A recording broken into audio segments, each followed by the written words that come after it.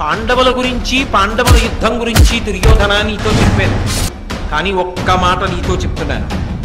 వీళ్ళందరూ ఒక ఎత్తు, అర్జునుడు ఒక్కడే ఒక. అంతటి మహావీరుడు అర్జునుడు.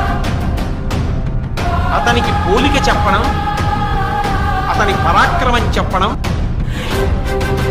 అతని శౌర్యం చెప్పడం నాకు కూడా చేత కాదు.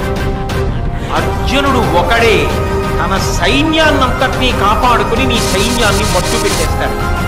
అతను ఒక్కడు చాలు.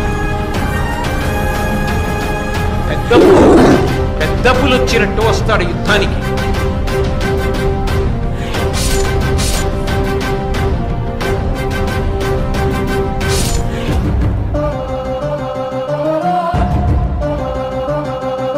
ఇదిగో వచ్చేస్తున్నాడు.